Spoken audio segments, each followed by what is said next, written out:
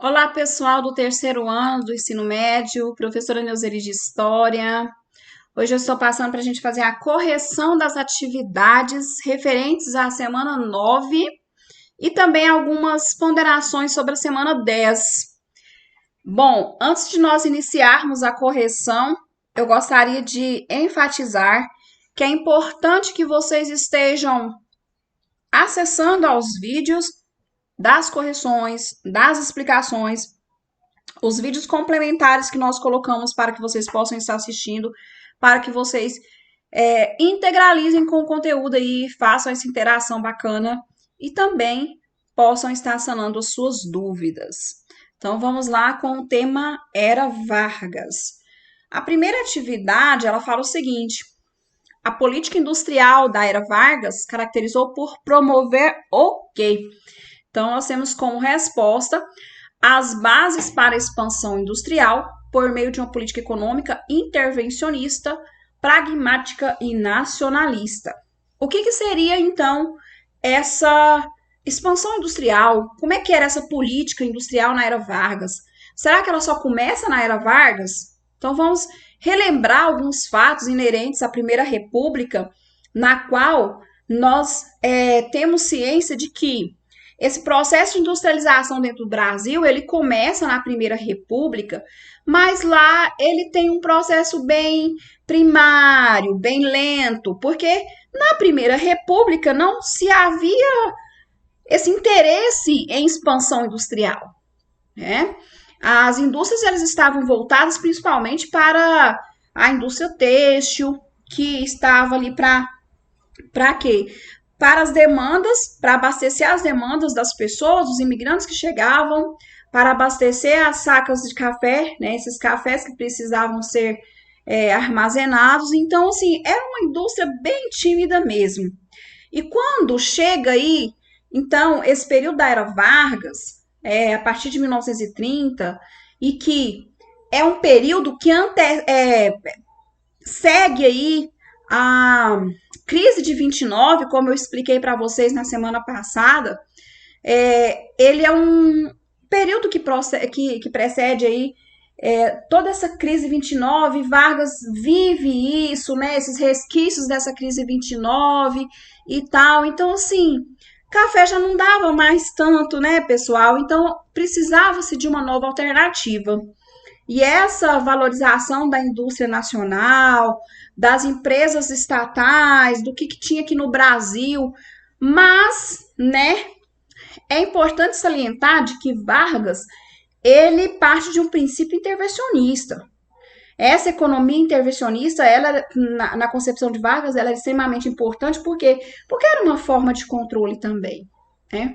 Se abrisse aí para o mercado liberal, era possível haver um desenfreio, tendo como lições a crise 29. Então, eles baseavam em tudo que aconteceu com os Estados Unidos e não queria cair, né, no mesmo processo aí de desvalorização financeira, econômica e todo esse processo de crise que os Estados Unidos sofreu.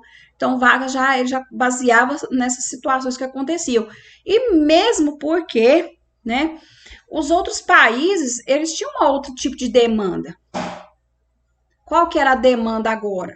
Então, foi olhado, observar todos esses pontos para que Vargas, então, incentivasse essas indústrias nacionais dentro do próprio país, incentivasse a criação dessas indústrias, incentivasse os fundos para poder custear e criar essas indústrias, mas, principalmente, valorizar o que se tinha de matéria-prima e expandir isso, que eram as indústrias de base na época, né, principalmente de ferro.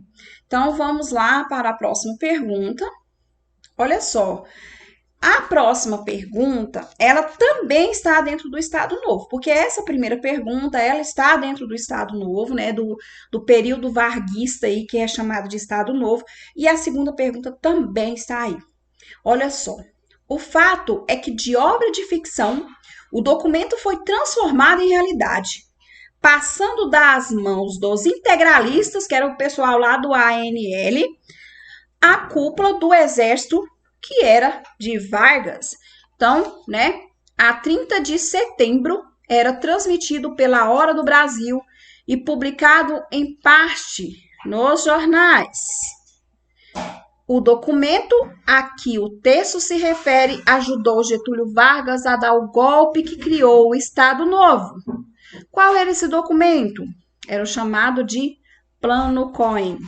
Então, olha só, gente. O que tinha nas mãos dos integralistas ali, que não foi nada efetivado, que não aconteceu nada de fato? Esse pessoal do Exército e todos esses apoiadores de Vargas, seus próprios assessores, o que eles fizeram? Eles resolveram pegar esse documento, né? Fazer um recorte de acordo com os seus interesses e que o Brasil também, esse período de 1937, né, onde foi instituído o Estado Novo, na verdade o Brasil sofria muitas pressões externas. Então, assim, tinha que se buscar uma saída para definir para que lado que o Brasil ia. O Brasil estava encurralado aí, né? Então, né, esse plano Cohen, ele chega assim como uma luva para poder resolver as questões que Vargas estava tendo aí. E quando ele cria esse plano Cohen, faz esse recorte, coloca principalmente no meio de comunicação mais acessível da população brasileira, que era a Hora do Brasil, que as pessoas tinham muito acesso ao rádio, aquelas que tinham acesso a jornal, colocou só o que o governo queria, aí, gente, ó, o negócio ficou bom para Getúlio Vargas, né? Foi mais uma forma de manter-se no poder. Por quê? Porque as pessoas, elas não queriam se sentirem ameaçadas, elas tinham medo. Então, o que elas faziam? Elas apoiavam Vargas, apesar de serem reprimidas, apesar de sofrerem perseguições, censura, mas eles tinham medo, né, de serem atacadas, né, por algo que não era seguro, então apoiavam o Vargas, né, e esse documento foi chamado, então, de Plano Cohen. Bom, dando uma chegadinha lá na semana 10, com o mesmo assunto, a gente tem como proposta de atividade a formulação de 5 perguntas e, em seguida, respondê-las no caderno de vocês. Vocês têm um texto base aí da Era Vargas, todo resumido, viu, gente? Parece grande, mas não é.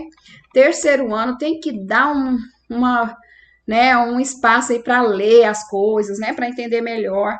Mas esse está bem resumidinho para vocês estarem criando, então, essas 5 perguntas e respondendo. Eu estou aguardando as fotos das atividades de vocês e estou aqui também à disposição para qualquer dúvida. Tenha uma boa noite, muito obrigada.